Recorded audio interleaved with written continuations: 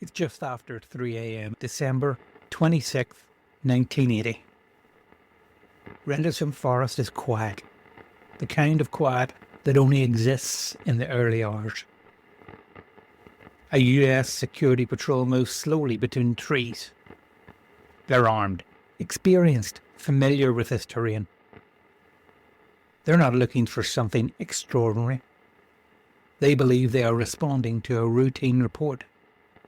A possible downed aircraft. Within minutes, that assumption collapses.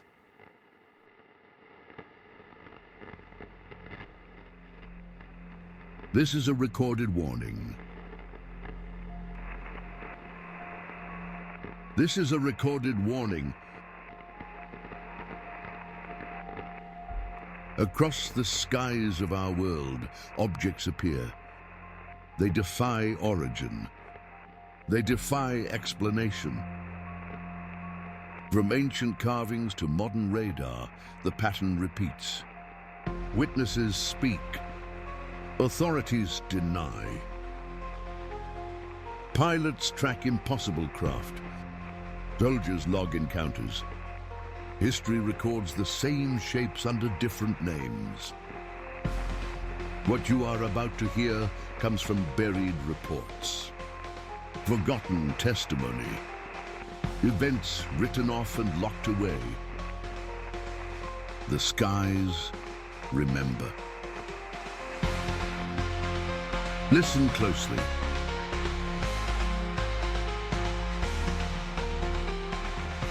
This is Unknown Skies.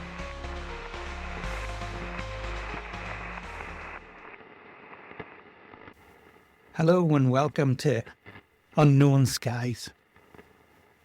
This podcast is about aliens, UFOs, the old stories, the new stories, and there are plenty of new stories, and something that's just generally of interest to me. So my name's Chris, I'm your host, and this series examines documented UFO and UAP incidents from around the world. We reconstruct what happened using timelines, witness testimonies, and official records. Tonight's case is one that is probably the most well known outside of the US. It's, of course, the Rendlesham Forest incident. So tonight's case takes place in Suffolk, England, at the height of the Cold War between two NATO air bases. Rendlesham Forest sits between RAF Woodbridge and RAF Bentwaters. At this time, both bases are operated by the United States Air Force. This is not just any other woodland, part of a strategic military landscape, a no man's land between two of the US's most important bases in Europe. Nuclear weapons are stored nearby. Security patrols run around the clock. Every light, every sound, every anomaly matters. The men on patrol are trained to identify aircraft, flares, meteorites. They know what belongs in the sky. To me, it almost looked like Christmas lights at first, a Christmas display. At that point, we looked at each other and we decided that we better go out and have a closer look because we weren't sure what we were dealing with. Of course, they dispatch a small patrol. They leave the concrete of the airbase behind and step into the forest. The ground is uneven. The air is damp. Visibility is limited. The first thing that came to mind is the aircraft crash. I've had at least 30 or 40 crashes that I have been to and at that point in time, and that's definitely what I thought it was. They notified me that they were tracking an unidentified bogey about 15 minutes ago, and they confirmed it with the contact with Eastern Radar and the Heathrow in London, and at the approximate location about 5 miles off base. It was Christmas time, and there was no scheduled flying for that night. I had heard rumors that it possibly could have been a British exercise with ships and planes out at sea. Then they see it. A glowing object rests on the forest floor. It's not burning. It's not damaged. It makes no sound. Witnesses later describe it as a triangular, metal, smooth thing. One arm man moves closer. His name is Jim Penniston. He reports symbols on the surface, marks that resemble no known language.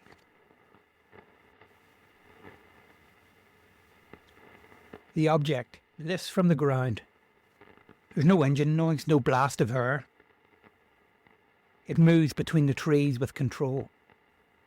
Then something stranger happens. It appears to separate, breaking into small pieces and disappearing.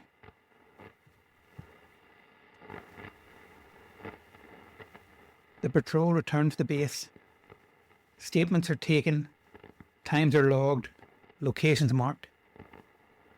There's no missing aircraft, no distress call, no wreckage. The incident is filed under unresolved.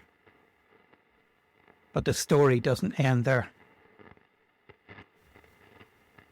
2 nights later, the reports continue. This time, the deputy base commander takes charge. Lieutenant Colonel Charles Halt. This is no longer a rumour among patrols. It's now a command issue.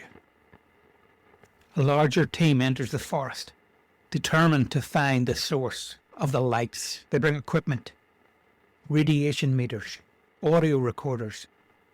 This time, everything is documented. 150 feet or more from the initial, I should say, suspected impact point. Having a lift on it, can't get the light all to work. Seems to be some kind of mechanical problem.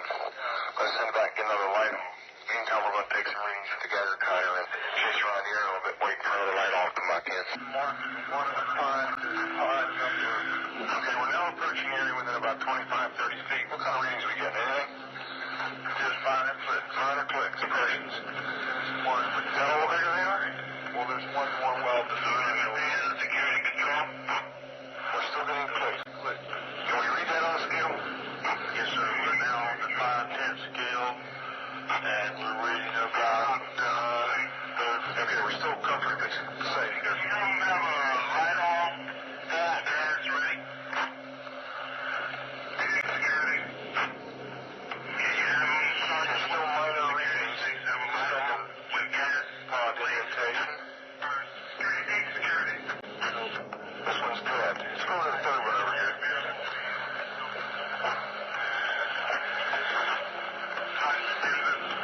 Yes, I'm getting some residual. I can read that. The meter's definitely giving a little false.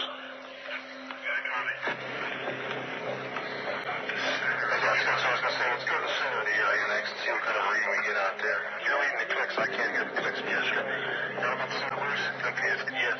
That's the best deflection needle I've seen yet. Okay, can you give me an estimation? We're on the 0.5 scale. We're getting right at a half of the highest point. I haven't seen it go any higher. Okay, we'll go out toward the... Now it's picking up. This is out toward the number 1 indentation where we first got the strongest reading. And it's similar to what we got in the center.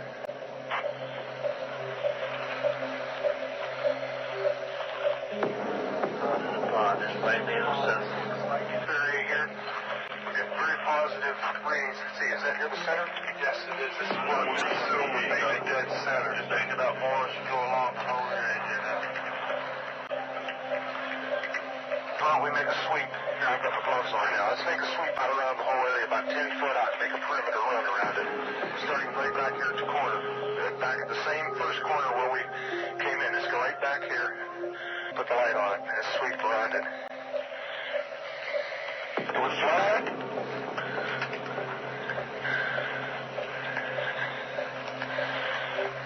Put it on the ground every once in a while. It looks like an abrasion. Okay, we'll catch that on the way back. Let's go around. Fall back. Get it there. It's just right over here. It looks like an abrasion points into the center. It is. It may be old, though. There's some sap marks or something on it. Let's go on back around.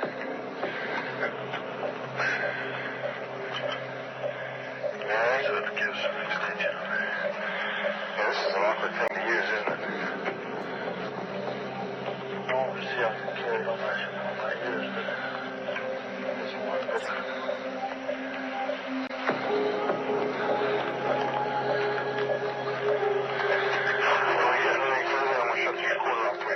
Or up to 2 or 3 units deflection. You're getting in close to one pod.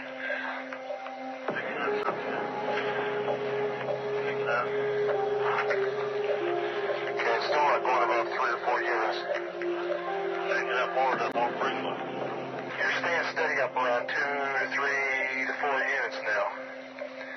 Well, we assume there's a landing site, all having a bridge and facing in the same direction towards the center. Let's go this way around the circle here. Turn it back down here. Picking up on the collection. You see that? Well, that's kind of funny. You're right about the abrasion.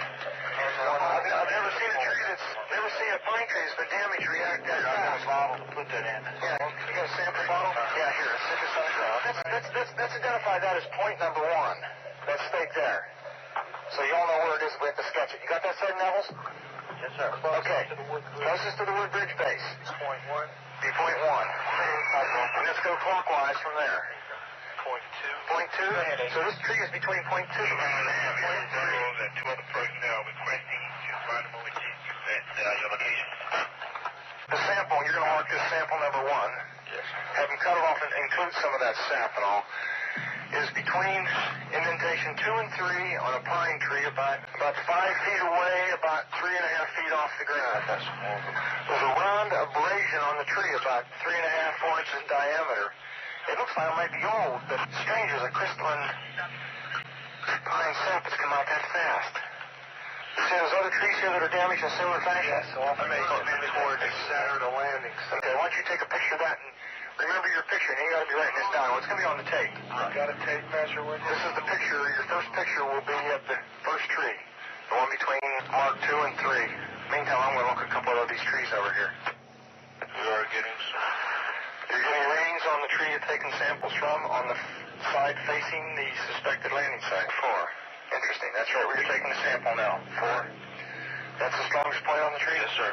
If you come to the back, there's no clicks whatsoever. No clicks at all on the side facing the...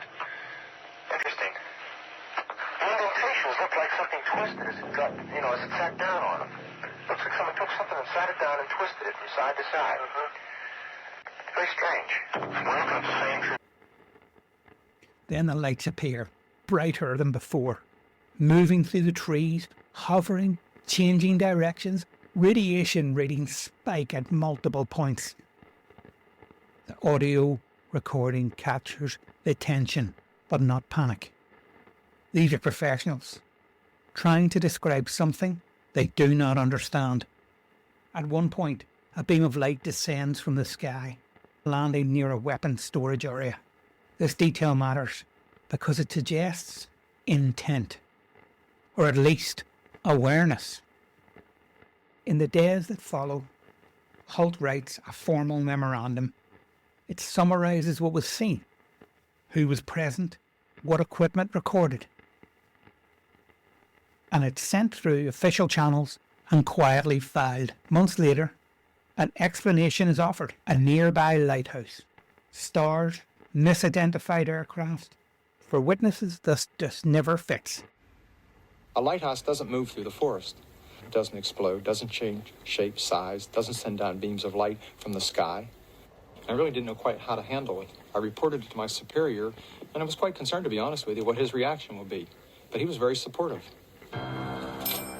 After the incident happened, there seemed to be some strange activity going on in the base. I'm really not sure what it was, but it wasn't normal activity. We noticed that there was many unscheduled flights coming in. They told me that I was supposed to keep it quiet and not to take the issue any farther. It was a total blackout of any information leaving the base.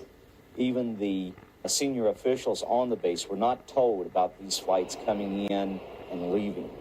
These flights contained teams of specialists. They were to gather specific data in their fields of expertise. All of that information then was to be sent to Washington, D.C., where it would be assessed and accumulated in a finalized, highly classified report. To this day, I'm very puzzled why nobody ever came back and asked for additional information, asked questions, or even interviewed me. It doesn't really add up. The story of what happened in that forest over those few nights back in 1982 endures because it is documented. Multiple nights, multiple witnesses, written reports, contemporaneous audio. There are weaknesses. No photographs, no recovered material. But there is a record.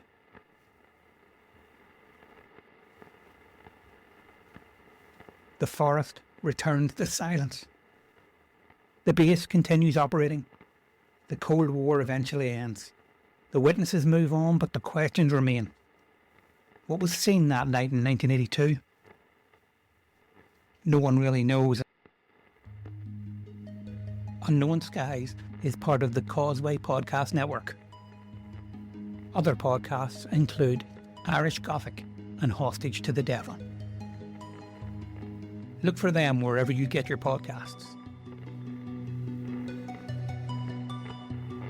Of course, we're just building this podcast up from episode 1, which you've just heard.